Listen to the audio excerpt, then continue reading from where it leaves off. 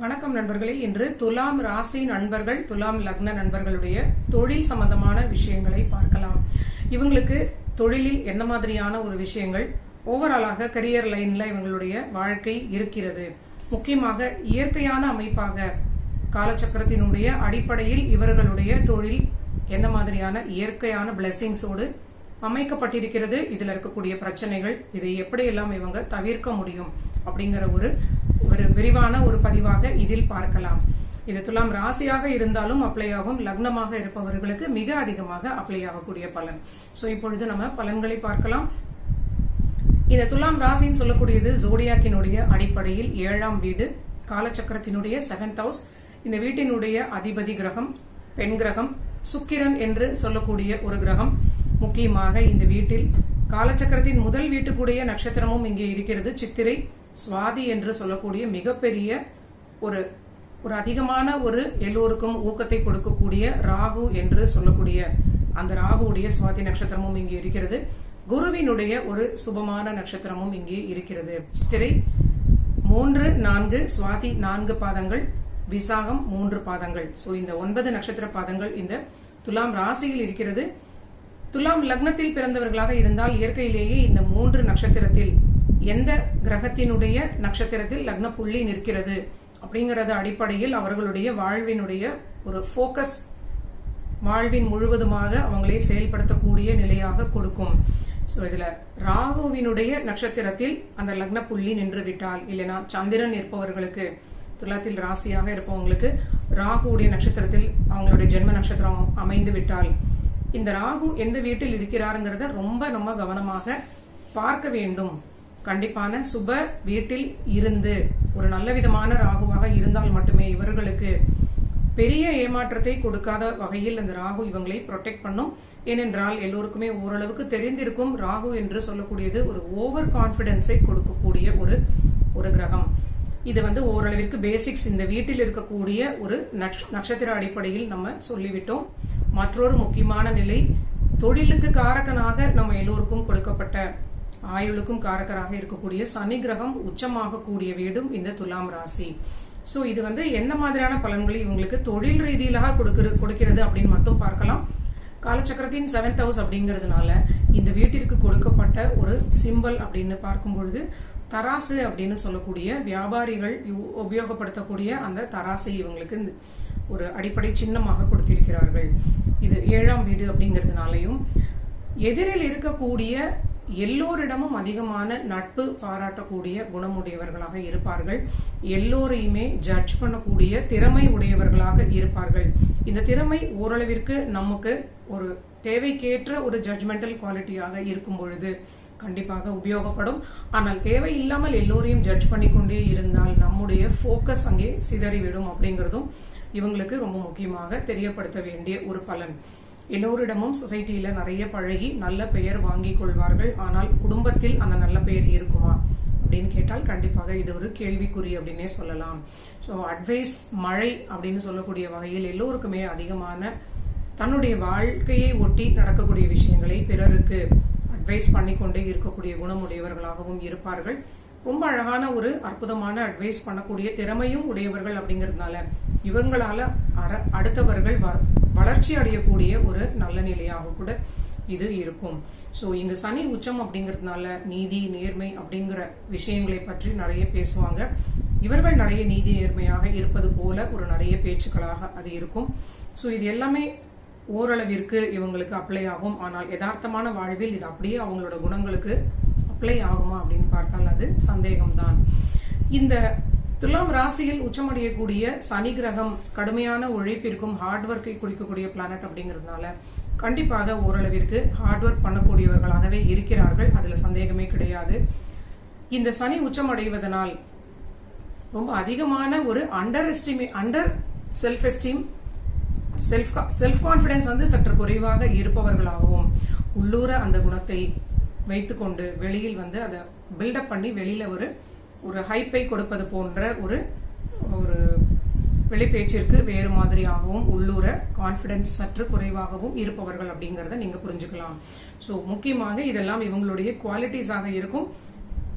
இவங்க ரொம்ப அற்புதமான வசீகரத்தை உடையவங்களாகவும் இருப்பாங்க. ரொம்ப ஆடம்பரமான விஷயங்களாக, ஒரு எஸ்டாப்ளிஷ்டான வீடாக இருக்கணும், எல்லாமே ஒரு வசதியாக இருக்கணும் அப்படின்னு நினைப்பார்கள்.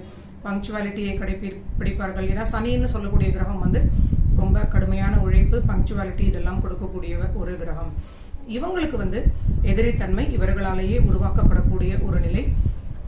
இவங்களுடைய பணியில் இருக்கக்கூடிய பெண்களால் அதிகம் ஏற்படக்கூடிய வாய்ப்பு இருக்கிறது. இவர்களுடைய ராசிநாதன் சுக்கிரன் அஷ்டமஸ்தானம் அப்படின்னு சொல்லக்கூடிய ரிஷபத்திற்கும் உடையவராக இருப்பதனால், அந்த ரிஷபமும் ஒரு பெண் ராசியாக இருப்பதனால், அந்த வீட்டில் உச்சமடையக்கூடிய ராகுவாகவும் இருப்பதனால், இவங்களுக்கு எதிரிகள் வந்து பணி செய்யக்கூடிய இடத்திலேயே இருக்கக்கூடிய பெண்களாக இருப்பார்கள். இப்ப நார்மலா வந்து நல்ல ஒர்க் பண்ணக்கூடிய, ஹார்ட் ஒர்க் பண்ணக்கூடிய ஒரு துலாம் ராசி லக்ன நண்பர்களுக்கு வேலை செய்யற இடத்துல எதிரிகள் எப்படி இருப்பாங்க அப்படின்னு நீங்க யோசிக்கலாம். கண்டிப்பாக அதற்கும் பெரிய காரணம் இருக்கிறது. இவங்களுடைய வாய் சும்மா இருக்காது அப்படின்னு சொல்லலாம். இவங்களுடைய வாக்குஸ்தானம் என்று சொல்லக்கூடிய 2ஆம் வீடு விருச்சிகமாக வரக்கூடிய நிலை. இந்த விருச்சிகத்தில் இவங்களுடைய தொழில் ஸ்தானம் என்று சொல்லக்கூடிய 10ஆம் வீட்டிற்குடைய சந்திரன் 2ஆம் வீட்டில் விருச்சிகத்தில் நீசமடைகிறார். சோ இவங்களுடைய வாக்கு என்று சொல்லக்கூடிய அந்த வாக்குஸ்தானம் அந்த வீட்டில் நீசமடையக்கூடிய சந்திரன் அப்படிங்கிறதுனால இவங்களுக்கு பேச்சில் ஒரு கிளாரிட்டி இல்லாத நிலை இருக்கலாம், இல்ல லூஸ் டாக்ஸ் போன்ற ஒரு நிலை இருக்கலாம். எல்லோரிடமும் பேசி பேசி பணியில் முக்கியமாக உழைக்கக்கூடிய நண்பர்கள் ஜாப்ல இருக்கட்டும், இல்லைன்னா அவங்களோட பிசினஸ் பண்ணக்கூடிய இடத்தில் இருக்கட்டும், தேவையில்லாத பேச்சுக்களை பேசி சரியாக பேச தெரியாமல் ஏதாவது இவங்க ஒரு லூஸ் டாக்ஸ், முக்கியமாக காசிப்ஸ் போன்ற நிலைகளால் இவங்களுக்கு இந்த எதிரித்தன்மை உடைய விஷயங்கள், பெண்களால் ஏற்படக்கூடிய தடைகள் இதெல்லாமே பணி செய்யக்கூடிய இடத்தில் உருவாகிவிடும். அதை உருவாக்குவது இவங்களே தான், இவங்களுடைய வாக்குஸ்தானத்தின் மூலியமாக. இவர்களுடைய தொழில் ஸ்தானத்திற்குடைய சந்திரனுடைய நட்சத்திரம் அஷ்டமஸ்தானமாகிய ரிஷபத்தில் இருப்பதும், ரோகிணி என்று சொல்லக்கூடிய இவங்களுடைய தொழிலுக்குடைய சந்திரனுடைய ஸ்டார் அங்கே இருக்கிறது. தனத்தை குறிக்கக்கூடிய செவ்வாயுடைய நட்சத்திரம் மிருகசீரிடமும் அங்கே இருக்கிறது. சோ கண்டிப்பாக சுய தொழிலாக இருந்தாலும், நீங்க வந்து ஜாப்ல இருக்கக்கூடிய நண்பர்களாக இருந்தாலும், ஆபீஸ்ல முக்கியமாக உங்களுடைய எதிர்பாலினத்தவர்களிடம், நீங்க ஆணாக இருந்தா பெண்ணிடம், பெண்ணாக இருந்தால் ஆணிடம் அனாவசியமாக வெட்டி பேச்சு பேசுவதை தவிர்ப்பது ரொம்ப நல்ல நிலை. இல்லைன்னா இவங்க இந்த மாதிரி அதிகம் பேசுவதை, இயல்பாக கூட இவங்க பேசலாம், இந்த பேசுவதை கூட கதை கட்டி இவங்களுடைய கேரக்டரை அசாசினேஷன் செய்யக்கூடிய ஒரு சூழலை, இவங்க ராசிக்குடைய பிஹேவியராலேயே இவங்களுக்கு அவமானத்தை கொடுக்கக்கூடிய ஒரு சூழல் இவங்களுக்கு பணியிடத்தில் ஏற்பட்டு விடும். சோ இது வந்து ரொம்ப முக்கியமான ஒரு நிலை. ஏன்னா உள்ளூர தைரியம் குறைவதனால் இவங்களுக்கு மனதில் இந்த மாதிரியான காசிப்ஸ் இவங்களை பற்றியே வரும் பொழுது இவங்களுக்கு எல்லாமே பேசி முடித்து விட்டு அதன் பிறகு ஏற்படக்கூடிய கான்சிக்வன்சஸை ஃபேஸ் பண்ணும் பொழுது மன உளைச்சல் அதிகமாகக்கூடிய நண்பர்களாக இருப்பார்கள். சோ இந்த பதிவை நீங்க கேட்டதற்கு பிறகு உங்க வீட்டுல இருக்கக்கூடிய துலாம் ராசியில் இருந்தாங்கன்னா அவர்களிடம் நீங்க இதை காட்டி அனாவசிய பேச்சை தவிர்த்துக் கொள்வது மட்டுமே இவங்களுக்கு ஒரு பெரிய ஒரு பலமாக இருக்கும், பெரிய பாதுகாப்பாக இருக்கும் அப்படிங்கிறது ஒரு முக்கியமான பலனாக சொல்ல வேண்டிய ஒரு நிலை. முக்கியமாக இவங்களுக்கு ஹார்ட் ஒர்க் அப்படிங்கிறது ஒரு பெரிய பிளஸ்ஸாக இருக்கு அப்படின்னு சொல்லலாம். வதந்திகளை பரப்பக்கூடிய விஷயங்களை கண்டிப்பாக தவிர்ப்பது ரொம்ப ரொம்ப முக்கியமான ஒரு பலன். இன்னொரு விஷயம், துலாம் ராசிக்குடைய தொழில் காரகன் என்று சொல்லக்கூடிய சனி கிரகம் இங்கே உச்சம் அடைந்தாலும் இவர்களுக்கு 10ஆம் அதிபதியாக தொழில் ஸ்தானமாக அலாட் பண்ணப்பட்ட வீடு கடகராசி சந்திரன்.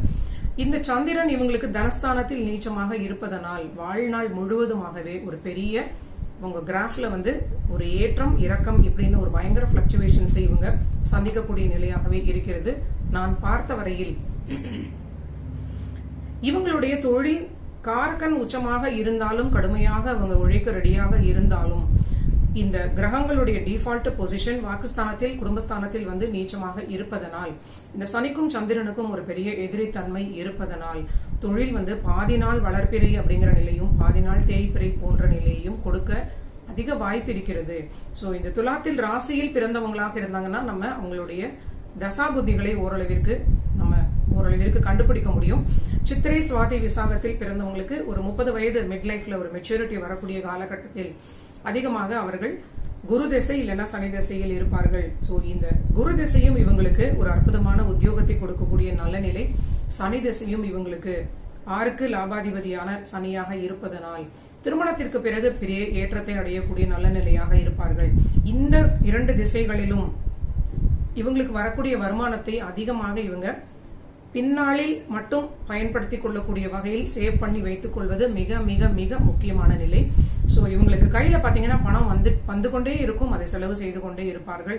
ராசிநாதன் 6ல் உச்சமடைவதனால் பணத்தை இவங்க ரொட்டேஷன் செய்து கொண்டே இருப்பார்கள். ரொட்டேஷன் மாஸ்டர்ஸ் அப்படின்னு கூட சொல்லலாம் இவங்களை. சோ இது ஒரு முக்கியமான பலன், இவங்களுக்கு நம்ம கண்டிப்பாக சொல்ல வேண்டிய ஒரு பலன். ஜோதிடத்தில் பலன்கள் அப்படின்னா அதுல ரெமடிஸ் கண்டிப்பாக சொல்லிக் கொடுக்கணும் இல்லையா? அது தவிர்ப்பதற்கு ஒரு கண்டிப்பான ஒரு நல்ல ஒரு யுக்தி இவங்களுக்கு சொல்லிக் கொடுக்க வேண்டும். சோ மறைமுக வருமானம், மறைமுக எதிரிகள், மறைமுகமாக நிறைய விஷயங்கள் இவங்களுக்கு வாழ்நாளில் முழுவதும் சரௌண்டிங் ஒரு சர்மவுண்டடாக இருக்கக்கூடிய நிலையாக இருக்கும். நிறைய இவங்களுக்கு இந்த மாதிரி எதிரித்தன்மையை உருவாக்கக்கூடிய நிலையும் வாழ்நாள் முழுவதும் இருக்கும். இல்லைன்னா கோர்ட் கேஸ் போன்ற நிலையும் இவங்களை துரத்தி கொண்டே இருக்கக்கூடிய நிலையாக இருக்கும். பொருளாதாரத்தில் திடீரென்று ஒரு பெரிய சரிவு ஏற்படுவதற்கும் அதிக வாய்ப்பு இருக்கிறது. முக்கியமாக சனி திசையும் புதன் திசையும் பெரிய நன்மையை கொடுக்கும். இந்த காலகட்டத்தில் பணத்தை எடுக்கவே முடியாத அளவிற்கு பாதுகாப்பாக ஒரு சேவிங்ஸ்ல இவங்க டெபாசிட் பண்ணி வைத்துக் கொள்வது, ஒரு நல்ல ஒரு முதலீடாக மாற்றிக்கொள்வது ரொம்ப ரொம்ப முக்கியமான ஒரு நிலை. இந்த ராசியில் பிறந்தவங்களுக்கு ஒரு 2ஆம் கெட்டான் வயதில் இவங்களுக்கு இந்த சனி திசை முடிந்து அதன் பிறகு புதன் திசையும் முடிந்த பிறகு கேது திசை வருவது மிகப்பெரிய குழப்பத்தை கண்டிப்பாக இந்த கேது கிரகம் கொடுப்பார். இருந்த வீடு, அதன் பிறகு கேதுவுடைய திரிகோண வீடுகள், கேதுவுடைய 3ஆம் வீடு, 2 பக்கத்திலும் கனெக்ட் பண்ணக்கூடிய வீடுகள், இத்தனை வீடுகளையும் இந்த கேது கண்ட்ரோல் பண்ணக்கூடிய நிலையும், அந்த கேதுவோடு இணைந்த கிரகத்துடைய காரகங்களையும் கண்ட்ரோல் பண்ணக்கூடிய நிலையும் இருப்பதனால் அந்த கேதுவோடு தொடர்புடைய நம்ம மேலே சொன்ன வீடுகளையும் அந்த வீட்டில் இருக்கக்கூடிய நேட்டல் பிளானட்ஸையும் அந்த கேது கண்ட்ரோல் பண்ணுவதனால் நம்ம பின்னால பாத்துக்கலாம், நல்ல வருமானம் வருது, நமக்கு என்ன இவ்வளவு எக்ஸ்பீரியன்ஸ் இருக்கு இப்படின்னு இவங்க நினைத்து கொண்டே இருந்தாங்கன்னா இவங்க எதிர்பார்க்காத அளவிற்கு சடனாக திடீரென்று இவங்களுடைய கேது திசை இவங்களுக்கு எவ்வளவு முயற்சி செய்தாலும் முன்னேற முடியாத ஒரு பிரச்சனையை கொடுத்து விடும். ஏனென்றால் கேதுவோட தடை எப்படி இருக்கும் அப்படிங்கிறது ஜோதிடம் அறிந்தவர்களுக்கு கண்டிப்பாக தெரியும். சோ அந்த கேது திசை முடிந்து இவங்களுக்கு சுக்கிர திசையில சுயபுத்தியும் முடிவதற்குள் வாழ்நாளில் கண்டிப்பாக அவங்களுக்கு ஒரு ரிட்டையர்மெண்ட் ஏஜே வந்துடும். அப்படிங்கறதுனால துலாம் ராசி தொழில் ரீதியிலாக மிக மிக அதிக கவனத்தோடு அவங்க வாழ்நாளில் பயணிக்க வேண்டும். தொழில் ஸ்தானம் ஆல்ரெடி ரொம்ப ஒரு பிளக்சுவேஷன்ஸுடைய ஒரு நிலையில்லாத தண்ணீர் என்று சொல்லக்கூடிய சந்திரனுடைய ஆளுமைக்கு உட்பட்ட ஒரு நிலை. அவர் தனஸ்தானத்தில் நீசமாக இருக்கிறார். சனியுடைய ஆளுமை நிறைந்த இந்த வீடு சுக்கிரனுடைய ஆதிபத்திய ரீதியிலாக உள்ள வீடு. அசுப கிரகங்கள் மட்டும்தான் இவங்களுக்கு சப்போர்ட் பண்ணக்கூடிய 1, 5, 9 கூடிய ஒரு நிலையாக இருக்கிறது. 1ஆம் வீடு சுக்கிரனுடைய வீடு, 5 சனியுடைய வீடு. யோகத்தை கொடுத்தால் சனி கிரகம் தான் கொடுக்க வேண்டும். அதுவும் கடுமையான உழைப்பினால் இவங்க அடையக்கூடிய யோகமாக இருக்கும். 9 என்று சொல்லக்கூடியது புதனுடைய வீடு. இவங்களோட புத்தி, இவங்களோட கிளவர் டெசிஷன் மேக்கிங் இதன் மூலியமாக இவங்க அடையக்கூடிய நல்ல நிலையாக இருக்கும். ஆனால் இதையுமே இவங்களுக்கு சின்ன வயதிலேயே கடன்களையும் அதிகமாக கொடுக்கக்கூடிய டிஃபால்ட் பொசிஷனாக 6ஆம் வீட்டில் சுக்கிரன் உச்சமடைவது கண்டிப்பாக கடன்களில் அதிகமாக ஈடுபடாமல் இருப்பது ஒரு நல்ல நிலை. திருமண வாழ்வு இவங்களுக்கு ஓரளவிற்கு சப்போர்ட் பண்ணக்கூடிய நிலை அப்படின்னே சொல்லலாம். இவங்களுடைய வாழ்க்கை துணையை குறிக்கக்கூடிய 7ஆம் வீடு மேஷமாக வரக்கூடிய நிலை.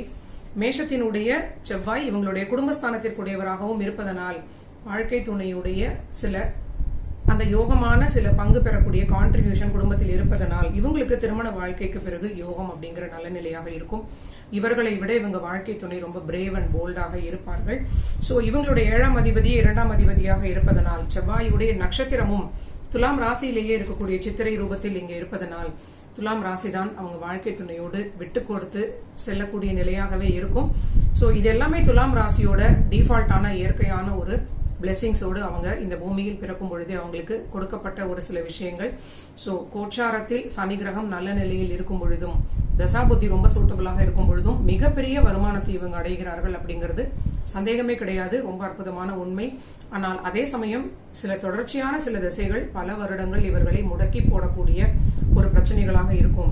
சோ அது எப்பொழுது அப்படிங்கறத கண்டிப்பாக நீங்க உங்களுடைய சுய ஜாதகம் பார்த்து கொண்டு சரியான முறையில் உங்க லைஃபை, உங்க கரியரை, உங்களோட பிசினஸ் நீங்க ஹேண்டில் பண்ணணும் அப்படிங்கிறது ரொம்ப முக்கியமான பலன். இந்த கடன்கள் எல்லாம் அதிகம் இருக்கும் பொழுது உங்களோட கோச்சாரமும் சரியில்லை, தசாபோதியும் சரியில்லை அப்படின்னா பெரிய அளவிற்கு சிக்கலில் துலாம் ராசி மாட்டிக்கொள்கிறார்கள். முக்கியமான இன்னொரு பலனும் நான் பார்த்த ஒரு நிலை என்னன்னா, துலாம் ராசி லக்னத்தில் இருப்பவங்க வாங்கக்கூடிய ப்ராப்பர்ட்டிஸ் எல்லாமே ஒரே ப்ராப்பர்ட்டி வாங்கி அதில் நிரந்தரமாக அவங்க சந்தோஷமாக இருக்கக்கூடிய நிலையோ அதில் வசிக்கக்கூடிய நிலையோ அவங்களுக்கு இருப்பதில்லை. ப்ராப்பர்ட்டிஸை வாங்கி வாங்கி அவங்க கை மாற்றிக்கொண்டே இருக்கக்கூடிய நிலை. இதே போல பணத்தையும் அவங்க ரொட்டேஷன் செய்து கொண்டே இருக்கக்கூடிய நிலை. இது மனோபாவத்தினால் அப்படி இருக்கக்கூடிய இவங்களுடைய இயற்கையான ஒரு பிளெஸிங்ஸ் அப்படிங்கிற நிலையாக இருப்பதனால் 5ஆம் வீட்டை வழிபடக்கூடிய ஒரு பழக்கத்தை இவங்க தொடர்ந்து செய்து வந்தால், கடைபிடித்து வந்தால் ஓரளவிற்கு இவங்களுக்கு நல்ல பலன்கள் நடக்கும். குழந்தைகளுக்கு பிறகு வாழ்வில் ஏற்றம் அப்படின்னு சொல்லலாம். குலதெய்வ வழிபாடை தவறாம இவங்க எவ்ரி இயர் செய்து கொள்வது. முக்கியமாக இவங்களுடைய குலதெய்வம் எதுவாக இருந்தாலும் இவங்க ஜாதகப்படி இருக்கக்கூடிய 5ஆம் வீடு சனியுடைய ஆளுமை நிறைந்த வீடு. எல்லை தெய்வமாக, காவல் தெய்வமாக இருக்கக்கூடிய காளியம்மன் சொல்லலாம், இல்லைன்னா ஐயனார், ஐயப்பன், இல்ல முனியப்ப சுவாமின்னு சொல்லுவாங்க. இந்த மாதிரியான சில கருப்ப சுவாமி இந்த மாதிரிலாம் சொல்லுவாங்க இல்லையா. இந்த மாதிரி காவல் தெய்வமாக இருக்கக்கூடிய தெய்வங்களை, ஆண் தெய்வம் பெண் தெய்வம் இரண்டுமே ஈக்குவலி ரொம்ப ஒரு பலமுள்ள ஒரு நிலை. ஆண்டாண்டு காலமாக வழிபடக்கூடிய சில தெய்வ அந்த பிளேசஸ்ல எல்லாம் வைப்ரேஷன்ஸ் ரொம்ப அற்புதமாக இருக்கும். இதை இவங்க வழிபாடு செய்ய செய்ய இவங்களுக்கு ஒரு பெரிய சப்போர்ட் இவங்களுக்கு இருக்கும். இந்த 6ஆம் வீட்டினுடைய துர்பலங்கள் எல்லாமே இவங்களுக்கு கெட்ட நோய் நொடிகள் இல்ல, கோர்ட் கேஸ், வம்பு வழக்கு, அதிக கடன் ரொட்டேஷன்ஸ் இதெல்லாமே குறைந்து மனதில் ஒரு ஸ்டெபிலிட்டி ஏற்படக்கூடிய, புத்திக்குடைய ஒரு நல்ல ஒரு ஸ்திர புத்தி கிடைக்கக்கூடிய நல்ல பலனாக இருக்கும். இதுதான் துலாம் ராசி நண்பர்களும் இயற்கையாகவே சனி கிரகத்தோடு தொடர்புடைய இவங்களுடைய தொழில் இவங்க வாழ்நாள் முழுவதும் எந்த மாதிரி பலன்களை கொடுக்கும் அப்படின்னு நான் கொடுக்க நினைத்த பதிவு. நன்றி நண்பர்களே. நீங்க எல்லோரும் என்னுடைய சேனலை கண்டிப்பாக சப்ஸ்கிரைப் பண்ணிட்டு தொடர்ந்து பாருங்க. மீண்டும் ஒரு நல்ல பதிவில் சந்திக்கலாம்.